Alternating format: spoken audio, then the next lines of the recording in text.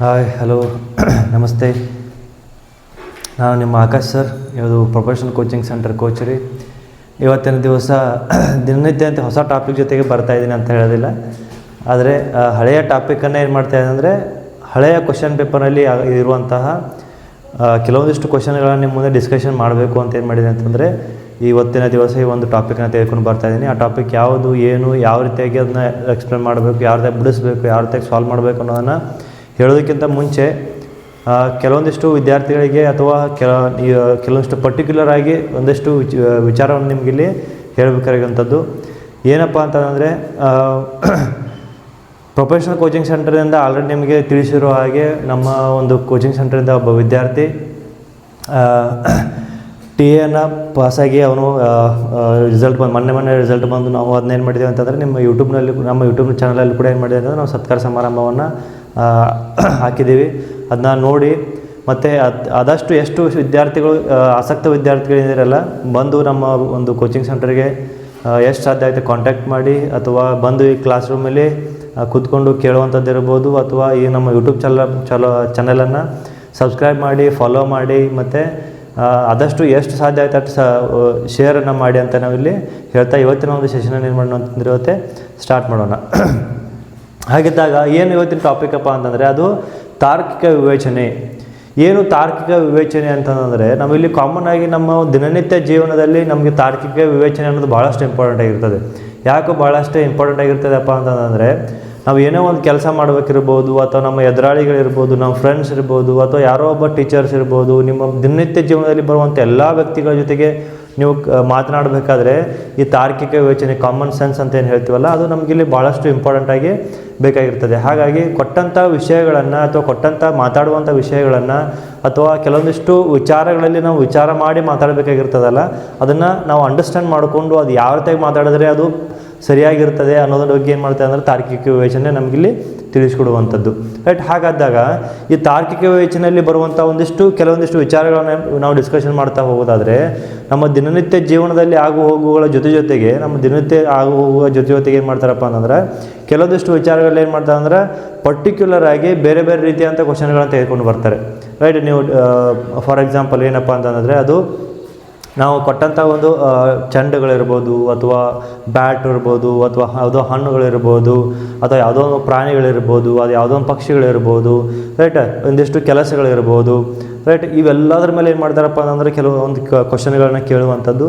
ಹಾಗಾಗಿ ಆ ಕ್ವಶನ್ಗಳನ್ನು ಯಾವ ರೀತಿಯಾಗಿ ಕೇಳಿರ್ತಾರಲ್ಲ, ಹೇಳಿಕೆ ಮತ್ತು ತೀರ್ಮಾನಗಳನ್ನು ಕೊಟ್ಟಿರ್ತಾರೆ. ಹೇಳಿಕೆ ಏನಿರುತ್ತೆ ಅದ್ರ ತಕ್ಕಂಗೆ ತೀರ್ಮಾನಗಳಿರ್ತವೆ. ಈ ತೀರ್ಮಾನಗಳ ಮೇಲೆ ಏನು ಮಾಡ್ಬೇಕಂದ್ರೆ ನಾವಿಲ್ಲಿ ಸರಿಯಾದಂಥ ಉತ್ತರವನ್ನು ಏನು ಮಾಡಬೇಕಾಗಿದೆ, ಕೊಟ್ಟಂಥ 4 ಆಪ್ಷನ್ಗಳಲ್ಲಿ ತೀರ್ಮಾನದ ಮೇಲೆ ಏನು ಮಾಡ್ಬೇಕಂತ ನಾವಿಲ್ಲಿ ಆನ್ಸರನ್ನು ಟಿಕ್ ಮಾಡಿ ಅದನ್ನು ಸರಿಯಾದಂಥ ಉತ್ತರನ ಆಯ್ಕೆ ಮಾಡುವಂಥದ್ದು ನಮಗಿಲ್ಲಿ ನಿರ್ಧಾರ ಆಗುವಂಥದ್ದು, ರೈಟ್. ಹಾಗಿದ್ದಾಗ ಏನು ಹೇಳಿಕೆಗಳು ಅಂತಂದರೆ ಕೊಟ್ಟಂಥ 3 ವಿಷಯಗಳು ಅಥವಾ 2 ವಿಷಯಗಳಲ್ಲಿ ಯಾವ ರೀತಿಯಾದಂಥ ಹೇಳಿಕೆಗಳನ್ನ ಕೊಟ್ಟಿರ್ತಾರೆ, ಅವರು ಕೊಟ್ಟಂಥ ಹೇಳಿಕೆ ಏನಿರ್ತದೆ ಅದರ ಮೇಲೆ ಏನು ಮಾಡ್ತಾರೆ ಅಂತಂದರೆ ಕೆಲವೊಂದಿಷ್ಟು ತೀರ್ಮಾನಗಳನ್ನು ಕೊಟ್ಟಿರ್ತಾರೆ.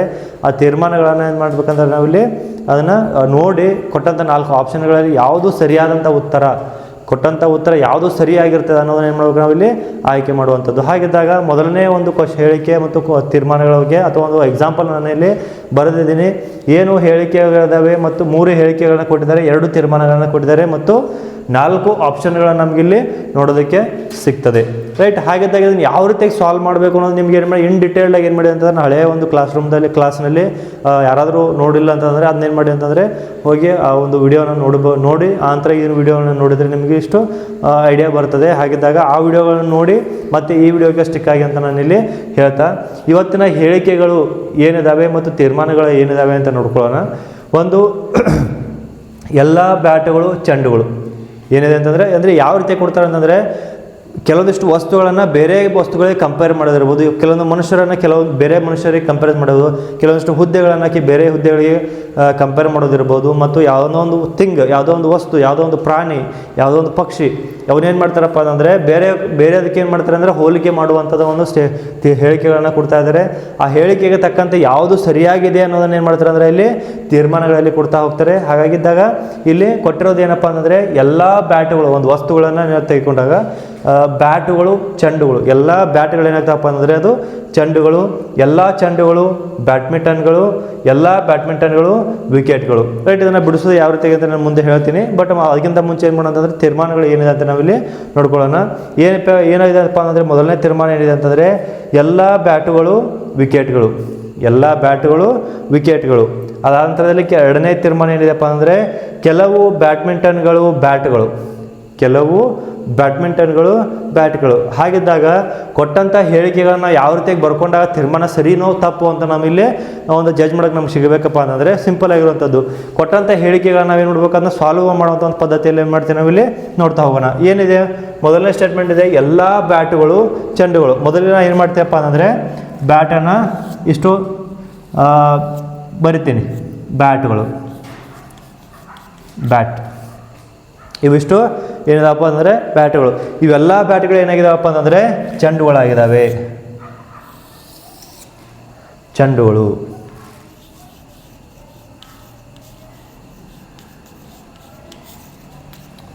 ಎಲ್ಲ ಬ್ಯಾಟ್ಗಳು ಏನಾಗಿದ್ದಾವೆ, ಅವು ಚೆಂಡುಗಳಾಗಿವೆ. ಹಾಗಿದ್ದಾಗ ಎರಡನೇ ಸ್ಟೇಟ್ಮೆಂಟ್ ಏನಿದೆ ಎಲ್ಲ ಚೆಂಡುಗಳು ಬ್ಯಾಡ್ಮಿಂಟನ್ಗಳು. ಇವೆಲ್ಲ ಚೆಂಡುಗಳದಾವಲ್ಲ, ಇವೆಲ್ಲ ಚೆಂಡುಗಳು ಏನಾಗಿದಾವಪ್ಪ ಅಂತಂದರೆ ಅದು ಬ್ಯಾಡ್ಮಿಂಟನ್ಗಳಾಗಿವೆ.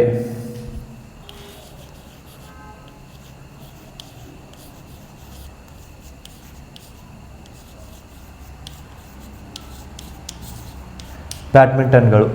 ರೈಟ್, ಏನು ಎಲ್ಲ ಬ್ಯಾಟ್ಗಳು ಚೆಂಡುಗಳು, ಎಲ್ಲ ಚೆಂಡುಗಳು ಬ್ಯಾಡ್ಮಿಂಟನ್ಗಳು. ಹಾಗಿದ್ದಾಗ ನೆಕ್ಸ್ಟ್ ಏನಿದೆಪ್ಪ ಅಂದರೆ ಎಲ್ಲ ಬ್ಯಾಡ್ಮಿಂಟನ್ಗಳು ವಿಕೆಟ್ಗಳು.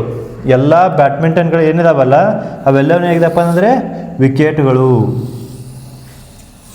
ನಾವಿಲ್ಲಿ ವಿಕೆಟ್ ಅಂತ ಬರಿತೀನಿ,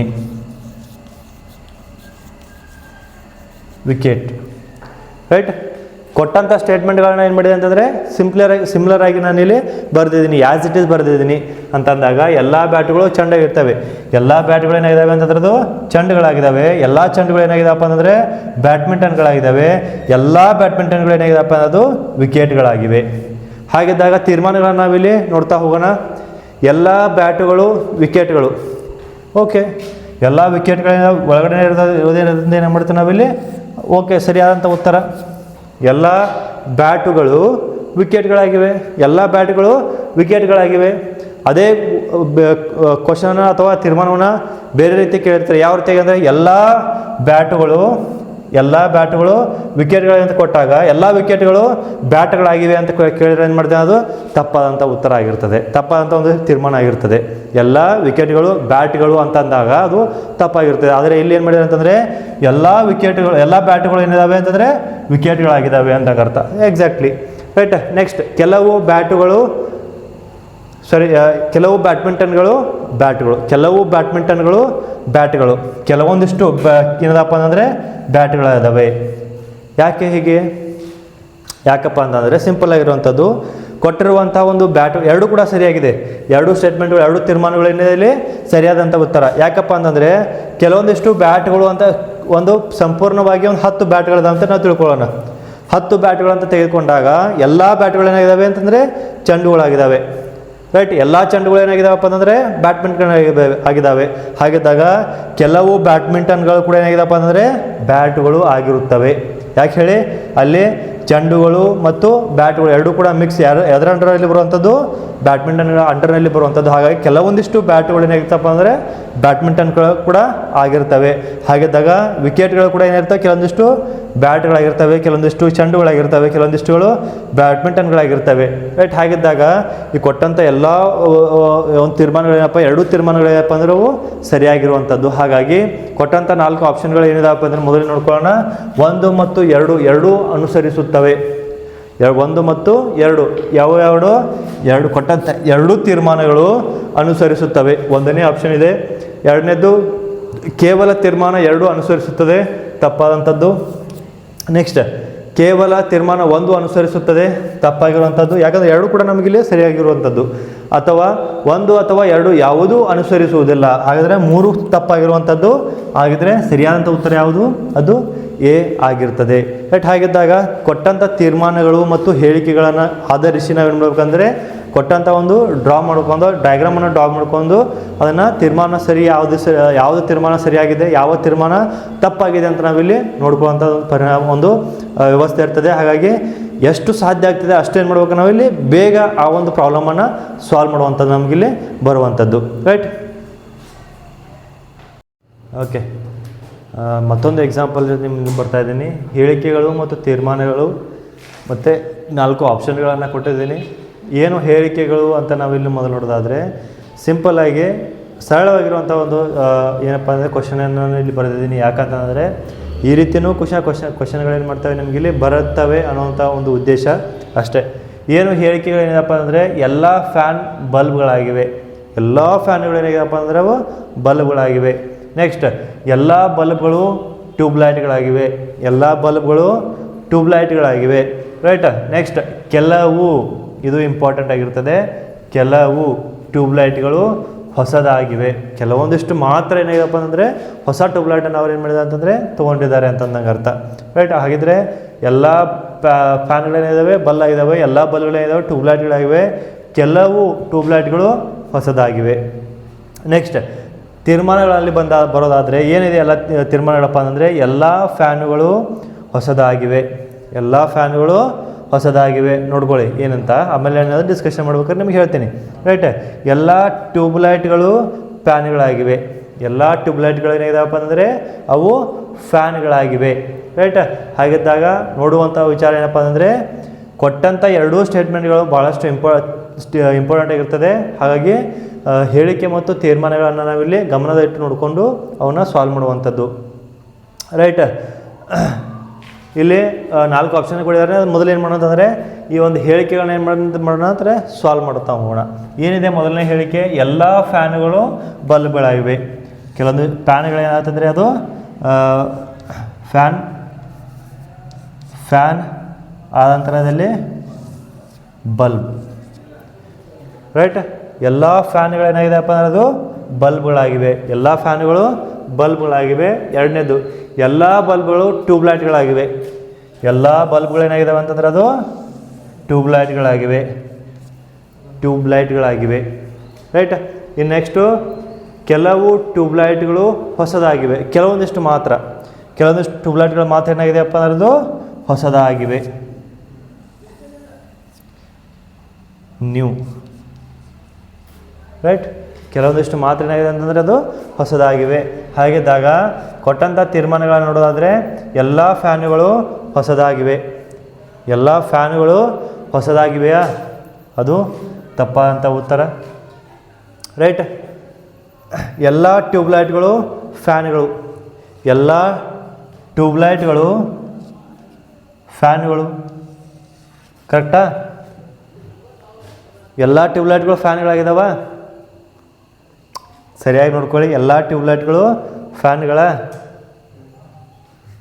ಅಲ್ಲ, ಎಲ್ಲ ಟ್ಯೂಬ್ಲೈಟ್ಗಳಲ್ಲ, ಎಲ್ಲ ಫ್ಯಾನ್ಗಳು ಟ್ಯೂಬ್ಲೈಟ್ಗಳಾಗಿದ್ದಾವೆ ಅನ್ನಂಗೆ ಅರ್ಥ. ಅದು ಸರಿಯಾದು. ಹಾಗಿದ್ದಾಗ ಎರಡನೇದು ಕೂಡ ಏನು ಮಾಡ್ತಾ ಇದ್ದ ನಾವಿಲ್ಲಿ ಏನು ರಾಂಗ್ ಆಗಿರ್ತದೆ. ಕ್ಲಿಯರ್? ಯಾಕಪ್ಪ ಯಾಕೆ ಕ್ಲಿಯರ್ ತಪ್ಪಾಗಿರೋ ಅಂತಂದರೆ ಎಲ್ಲ ಫ್ಯಾನ್ಗಳು ಹೊಸದಾಗಿಲ್ಲ, ಎಲ್ಲ ಫ್ಯಾನ್ಗಳು ಏನಿದ್ರೆ ಹೊಸದಾಗಿಲ್ಲ, ಕೆಲವೊಂದಿಷ್ಟು ಟ್ಯೂಬ್ಲೈಟ್ಗಳು ಮಾತ್ರ ಹೊಸದಾಗಿವೆ. ರೈಟ್. ಎರಡನೇ ಸ್ಟೇಟ್ಮೆಂಟ್ ಏನಿದೆ, ಎಲ್ಲ ಟ್ಯೂಬ್ಲೈಟ್ಗಳು ಫ್ಯಾನ್ಗಳಾಗಿವೆ. ಇಲ್ಲಿ ದೊಡ್ಡದು ಯಾವುದಿದೆ ಹಾಗಿದ್ರೆ? ದೊಡ್ಡದು ಯಾವುದಿದೆ? ಟ್ಯೂಬ್ಲೈಟ್ ಇದೆ. ಟ್ಯೂಬ್ಲೈಟ್ ಒಳಗಡೆ ಯಾವುದಿದೆ? ಫ್ಯಾನ್ ಇದೆ. ಹಾಗಿದ್ದಾಗ ಎಲ್ಲ ಟ್ಯೂಬ್ಲೈಟ್ಗಳು ಫ್ಯಾನ್ ಹೇಗಾಗ್ತದೆ? ಆಗೋದಿಲ್ಲ. ರೈಟ್. ಹಾಗಿದ್ದಾಗ ಅದು ಕೂಡ ಏನಾಗ್ತದೆ ಅಂದರೆ ಸ್ಟೇಟ್ಮೆಂಟ್ ರಾಂಗ್ ಆಗಿರ್ತದೆ. ರೈಟ್. ಈ ಎರಡೂ ಹೇಳಿಕೆಗಳ ತೀರ್ಮಾನ ಮತ್ತು ತೀರ್ಮಾನಗಳ ಮೇಲೆ ಏನು ಮಾಡ್ತೇವೆ ಅಂದರೆ ನಾನಿಲ್ಲಿ ಈ ಒಂದು ಬಿಡಿಸಿದಂಥ ಒಂದು ಫಾರ್ಮೆಟನ್ನು ಇಟ್ಕೊಂಡು ಈ ಒಂದು 4 ಆಪ್ಷನ್ಗಳಲ್ಲಿ ಯಾವುದು ಸರಿಯಾದಂಥ ಉತ್ತರ ನಾವಿಲ್ಲಿ ನೋಡ್ತಾ ಹೋದರೆ 1 ಮತ್ತು 2 ಎರಡೂ ತೀರ್ಮಾನಗಳು ಅನುಸರಿಸುವುದಿಲ್ಲ. ಇದನ್ನು ಪೆಂಡಿಂಗ್ನಲ್ಲಿ ಇಡೋದಾದರೆ ನೆಕ್ಸ್ಟ್ ತೀರ್ಮಾನ 2 ಮಾತ್ರ ಅನುಸರಿಸುತ್ತದೆ, ತಪ್ಪು. 1 ಮತ್ತು 2 ಎರಡೂ ಕೂಡ ತೀರ್ಮಾನಗಳು ಅನುಸರಿಸುತ್ತವೆ, ತಪ್ಪು. ತೀರ್ಮಾನ 1 ಮಾತ್ರ ಅನುಸರಿಸುತ್ತದೆ, ತೀರ್ಮಾನ 1 ಮಾತ್ರ ಅನುಸರಿಸುತ್ತೆ, ಅದು ಕೂಡ ತಪ್ಪಾಗಿರ್ತದೆ. ಯಾಕಂದರೆ ಎರಡೂ ತೀರ್ಮಾನಗಳೇನಪ್ಪ ಅಂದರೆ ಇಲ್ಲಿ ಅದು ರಾಂಗ್ ಆಗಿರುವಂಥದ್ದು, 2 ತೀರ್ಮಾನಗಳು ತಪ್ಪಾಗಿರುವಂಥದ್ದು. ಹಾಗಾಗಿ ಇಲ್ಲಿ ಸರಿಯಾದಂಥ ಉತ್ತರ ಯಾವುದಾಗಿರ್ತದೆ? 1 ಮತ್ತು 2 ತೀರ್ಮಾನಗಳು ಅನುಸರಿಸುವುದಿಲ್ಲ. ರೈಟ್. ನಾವು ಇಲ್ಲಿ ಎಕ್ಸಾಮ್ನಲ್ಲಿ ಬರೀಬೇಕಾದ್ರೆ ಕೆಲವೊಂದಿಷ್ಟು ಟೈಮ್ ಏನು ಮಾಡ್ತೀವಿ ಅಂತಂದರೆ ಸ್ವಲ್ಪ ಮಿಸ್ಟೇಕ್ಗಳನ್ನ ಮಾಡ್ತೀವಿ. ಏನು ಮಿಸ್ಟೇಕ್ಗಳನ್ನ ಮಾಡ್ತೀವಿ ಅಂತಂದರೆ ಅದು ಈ ಲಾಸ್ಟ್ 2 ಅಕ್ಷರಗಳಿರ್ತಾವಲ್ಲ, ಈ 2 ಅಕ್ಷರಗಳನ್ನ ನಾವೇನು ಮಾಡ್ತೀವಿ ಅಂತಂದರೆ ಕನ್ಫ್ಯೂಷನನ್ನು ಮಾಡ್ಕೊಂಡ್ಬಿಡ್ತೀವಿ. ಯಾವ ರೀತಿ ಕನ್ಫ್ಯೂಷನ್ ಮಾಡ್ಕೊತೀವಿ? ಓದ್ಬೇಕಾದ್ರೆ ಸ್ಪೀಡಾಗಿ ಓದಬೇಕಾದ್ರೆ ಏನು ಮಾಡ್ತೀವಿ ಅಂದರೆ 1 ಮತ್ತು 2 ತೀರ್ಮಾನಗಳು ಅನುಸರಿಸುತ್ತವೆ. ಅದು ಮುಂದೆ ಇರುವಂಥ 2 ಅಕ್ಷರಗಳನ್ನ ಏನು ಮಾಡೋದು ನಾವಿಲ್ಲಿ ಬಿಟ್ಬಿಡ್ತೀವಿ. ಅದಾದ ನಂತರದಲ್ಲಿ ತೀರ್ಮಾನ 2 ಮಾತ್ರ ಅನುಸರಿಸುತ್ತದೆ, ತೀರ್ಮಾನ 1 ಮತ್ತು 2 ತೀರ್ಮಾನಗಳು ಅನುಸರಿಸುತ್ತವೆ, ತೀರ್ಮಾನ 1 ಮಾತ್ರ ಅನುಸರಿಸುತ್ತದೆ. ಯಾಕಂತಂದರೆ ಇಲ್ಲಿ ಕೊಟ್ಟಿರುವಂಥ 3 ಸ್ಟೇಟ್ಮೆಂಟ್ಗಳು ಏನಿದ್ದಾವೆ ಅಂತಂದರೆ ಅನುಸರಿಸುತ್ತದೆ ಅಂತಿದೆ. ರೈಟ್. ನಾವು ಅದನ್ನು ಕೂಡ ಏನು ಮಾಡ್ತೀವಿ? ಓದಬೇಕಾದ್ರೆ ಸ್ಪೀಡಾಗಿ ಎಕ್ಸಾಮ್ನಲ್ಲಿ ಟೆನ್ಷನಲ್ಲಿ ಇರ್ತೀವಿ. ಓದಬೇಕಾದ್ರೆ ಈ ಒಂದು 2 ಅಕ್ಷರಗಳಿದಾವಲ್ಲ ಅದು ನಮಗೆ ಕಣ್ಣಿಗೆ ಬೀಳೋದಿಲ್ಲ. ಓದಬೇಕಾದ್ರೆ ನಾವು ಅದನ್ನು ಮರೆತು ಬಿಡ್ತೀವಿ. ಹಾಗಿದ್ದಾಗ ಆ 2 ಅಕ್ಷರಗಳು ಮಾತ್ರ ಇಂಪಾರ್ಟೆಂಟ್ ಆಗಿರ್ತದೆ. ಏನಪ್ಪ ಅಂತಂದರೆ 1 ಮತ್ತು 2 ತೀರ್ಮಾನಗಳು ಅನುಸರಿಸುವುದಿಲ್ಲ. ಅದು ಸರಿಯಾದಂಥ ಉತ್ತರ ಆಗಿರ್ತದೆ ಈ ಒಂದು ಕ್ವಶನ್ಗೆ. ರೈಟ್. ಹಾಗಿದ್ದಾಗ ಈ ಒಂದು ಎಕ್ಸಾಂಪಲ್ನ ಯಾಕೆ ತೆಗೆದುಕೊಂಡ ಅಂತಂದರೆ ಹಳೆಯ ಒಂದು SSC JDಯಲ್ಲಿ ಕ್ವಶನನ್ನು ರಿಪೀಟ್ ಆಗಿರುವಂಥದ್ದು. ಹಾಗಾಗಿ ಸ್ಟೇಟ್ಮೆಂಟಲ್ಲಿ ಮತ್ತು ಹೇಳಿಕೆ ಮತ್ತು ತೀರ್ಮಾನಗಳಲ್ಲಿ ಟ್ವಿಸ್ಟನ್ನು ಕೊಟ್ಟಿದ್ದಾನೆ. ಏನು ಟ್ವಿಸ್ಟ್ ಅಂತಂದರೆ ಅದು ಈ ಟ್ವಿಸ್ಟು. ರೈಟ್. ಹಾಗಾಗಿ ಅದನ್ನು ನೀವು ಇಲ್ಲಿ ಗಮನದಲ್ಲಿ ಇಟ್ಕೊಂಡು ಏನು ಮಾಡ್ಬೇಕಂತಂದರೆ ಅದ್ರ ಜೊತೆಗೆ ಇದು ಒಂದು ಕೂಡ ಭಾಳಷ್ಟು ಟ್ವಿಸ್ಟ್ ಆಗಿರ್ತದೆ. ಅನುಸರಿಸುವುದಿಲ್ಲ ಅನ್ನೋದೇನಿದೆ ಅಲ್ಲ ಅದು ಭಾಳಷ್ಟು ಇಂಪಾರ್ಟೆಂಟ್ ಆಗಿರ್ತದೆ. ಇಲ್ಲಿ ಕೆಳಗಡೆ ಅನುಸರಿಸುತ್ತದೆ. 2 ಸ್ಟೇಟ್ಮೆಂಟ್ಗಳು ಸೇಮ್ ಇದೆ. 1 ಮತ್ತು 2 ತೀರ್ಮಾನಗಳು 1 ಮತ್ತು 2 ತೀರ್ಮಾನಗಳು ಅನುಸರಿಸುತ್ತದೆ, ಅನುಸರಿಸುವುದಿಲ್ಲ. ರೈಟ್. ಅದು ಭಾಳಷ್ಟು ಇಂಪಾರ್ಟೆಂಟ್ ಆಗಿರ್ತದೆ. ಕೊನೆಯ 2 ಅಕ್ಷರಗಳು ಭಾಳಷ್ಟು ಇಂಪಾರ್ಟೆಂಟ್ ಆಗಿರ್ತದೆ. ಹಾಗಾಗಿ ಈ ಒಂದು ತೀರ್ಮಾನ ಮತ್ತು ಹೇಳಿಕೆಗೆ ಸರಿಯಾದಂಥ ಉತ್ತರ ಎ ಆಗಿರ್ತದೆ. ಓಕೆ. ಮತ್ತೊಂದು ಎಕ್ಸಾಂಪಲನ್ನು ನಾನಿಲ್ಲಿ ನೀಟಾಗಿ ಬರೆದಿದ್ದೀನಿ. ಏನು ಹೇಳಿಕೆಗಳೇನಿದ್ದಾವೆ ಮತ್ತು ತೀರ್ಮಾನಗಳೇನಿದ್ದಾವೆ ಅಂತ ನಾವಿಲ್ಲಿ ಮೊದಲಿಗೆ ನೋಡ್ತಾ ಹೋಗೋಣ. ಏನು ಹೇಳಿಕೆಗಳು ಅಂತಂದಾಗ ಕೆಲವು ಕಂಪ್ಯೂಟರ್ಗಳು ಫೋನ್ಗಳಾಗಿವೆ, ಎಲ್ಲ ಫೋನುಗಳು ಕ್ಯಾಲ್ಕುಲೇಟರ್ಗಳಾಗಿವೆ, ಎಲ್ಲ ಕ್ಯಾಲ್ಕುಲೇಟರ್ಗಳು ಐಪ್ಯಾಡ್ಗಳಾಗಿವೆ. ರೈಟ್. 3 ಹೇಳಿಕೆಗಳನ್ನ ಕೊಟ್ಟಿದ್ದಾರೆ. ಏನು ಅಂತಂದರೆ ಕೆಲವು ಮಾತ್ರ ಕಂಪ್ಯೂಟರ್ಗಳು ಏನಾಗಿದ್ದಾವೆ ಅಂತಂದರೆ ಫೋನ್ಗಳಾಗಿವೆ, ಕೆಲವು ಕಂಪ್ಯೂಟರ್ಗಳು ಮಾತ್ರ ಫೋನ್ ಆಗಿವೆ, ಎಲ್ಲ ಫೋನ್ಗಳು ಕ್ಯಾಲ್ಕುಲೇಟರ್ಗಳಾಗಿವೆ, ಎಲ್ಲ ಕ್ಯಾಲ್ಕುಲೇಟರ್ಗಳು ಐಪ್ಯಾಡ್ಗಳಾಗಿವೆ. ಸಿಂಪಲ್ ಆಗಿರೋ 3 ಅಂತ ಒಂದು ಹೇಳಿಕೆಗಳನ್ನು ಕೊಟ್ಟಿರ್ತಾರೆ ಮತ್ತು ಅದಕ್ಕೆ 3 ತೀರ್ಮಾನಗಳನ್ನು ಕೊಟ್ಟಿದ್ದಾರೆ. ಇಲ್ಲಿ ಕೊಟ್ಟಿರುವಂಥದ್ದು 3 ತೀರ್ಮಾನಗಳನ್ನು. ತೀರ್ಮಾನ 1 ಏನಿದೆಪ್ಪ ಅಂದರೆ ಕೆಲವು ಐಪ್ಯಾಡ್ಗಳು ಕಂಪ್ಯೂಟರ್ಗಳಾಗಿವೆ, ಎಲ್ಲ ಕ್ಯಾಲ್ಕುಲೇಟರ್ಗಳು ಫೋನ್ಗಳಾಗಿವೆ, ಎಲ್ಲ ಐಪ್ಯಾಡ್ಗಳು ಫೋನ್ಗಳಾಗಿವೆ. ರೈಟ್. ಹಾಗಿದ್ದಾಗ ಕೊಟ್ಟಂಥ ಕ್ವಶನ್ಗಳಲ್ಲಿ ಹೇಳಿಕೆ 3 ಮತ್ತು ತೀರ್ಮಾನಗಳನ್ನು 3 ಕೊಟ್ಟಿದ್ದಾರೆ. ಈ ತೀರ್ಮಾನವನ್ನು ನಾವು ಇಲ್ಲಿ ಚರ್ಚೆ ಮಾಡೋಕ್ಕಿಂತ ಮುಂಚೆ ನಾವು ಕೊಟ್ಟಂಥ ಹೇಳಿಕೆಗಳನ್ನ ಏನು ಮಾಡೋದಂತಂದರೆ ಸಾಲ್ವ್ ಮಾಡುವಂಥ ಕೆಲಸವನ್ನು ಇಲ್ಲಿ ನಾವು ಇಲ್ಲಿ ಮಾಡ್ತಾ ಹೋಗೋಣ. ಮೊದಲನೇ ಹೇಳಿಕೆ ಏನಂತಂದರೆ ಕೆಲವು ಕಂಪ್ಯೂಟರ್ಗಳು ಫೋನುಗಳಾಗಿವೆ. ಸಿಂಪಲ್ಲು. ಇದು ಒಂದು ಏನಿದೆ ಕಂಪ್ಯೂಟರ್ಗಳಾಗಿದ್ದಾವೆ ಮತ್ತು ಫೋನ್ಗಳಾಗಿವೆ. ಈ ರೀತಿಯಾಗಿ ನಾನು ಏನು ಮಾಡ್ತೀನಿ ಅಂತಂದರೆ ಬರೆದುಕೊಳ್ತೀನಿ. ರೈಟ್. ಏನು ಕೆಲವು ಕಂಪ್ಯೂಟರ್ಗಳು ಫೋನ್ಗಳಾಗಿವೆ. ಇದು ಕಂಪ್ಯೂಟರ್ಗಳಾದರೆ ಇದು ಫೋನ್ಗಳಾಗಿರ್ತವೆ. ರೈಟ್. ಕಂಪ್ಯೂಟರ್ಗಳು ಮತ್ತು ಫೋನ್ಗಳು ಕೆಲವೊಂದಿಷ್ಟು ಮಾತ್ರ. ಇವೇನು ಇಲ್ಲಿ ಮಿಡಲಲ್ಲಿ ನೋಡ್ತಿರಲ್ಲ ನೀವು, ಈ ಮಿಡಲ್ ನೋಡುವಂಥದ್ದು ಏನಪ್ಪ ಅಂತಂದರೆ ಕೆಲವು ಕಂಪ್ಯೂಟರ್ಗಳು ಏನಂತಂದರೆ ಫೋನ್ಗಳಾಗಿರ್ತವೆ ಅಂತಂಗೆ ಅರ್ಥ. ರೈಟ್. ನೆಕ್ಸ್ಟು ಎಲ್ಲ ಫೋನ್ಗಳು ಕ್ಯಾಲ್ಕುಲೇಟರ್ಗಳು. ಎಲ್ಲ ಫೋನ್ಗಳು ಏನಾಗಿರ್ತಪ್ಪ ಅಂದರೆ ಅದು ಕ್ಯಾಲ್ಕುಲೇಟರ್ಗಳಾಗಿರ್ತವೆ. ರೈಟ್. ಇಲ್ಲಿ ಕ್ಯಾಲ್ಕುಲೇಟರ್ಗಳಾಗಿರ್ತವೆ.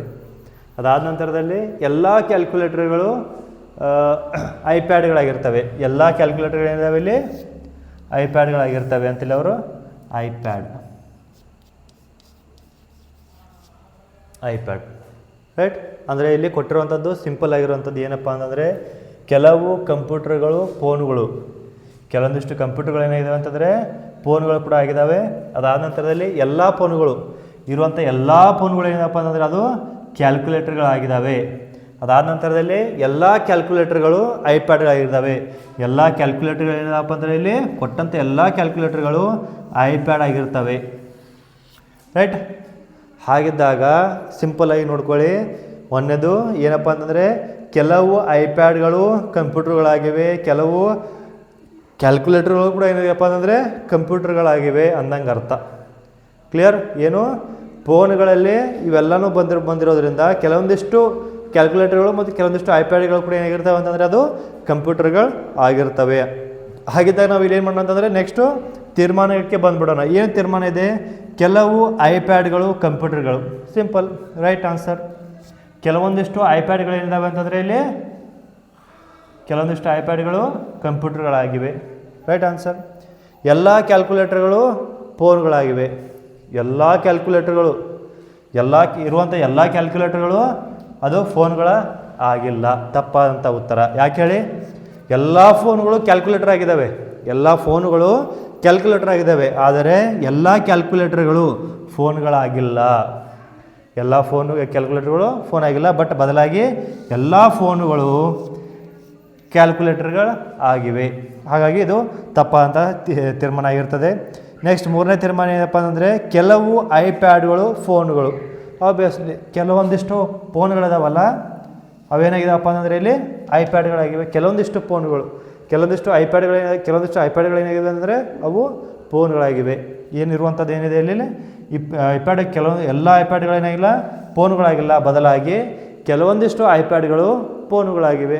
ರೈಟ್? ಅದು ಕೂಡ ಏನಾಗಿದೆ ಅಂದರೆ ಇಲ್ಲಿ ಸರಿಯಾದಂಥ ಉತ್ತರ.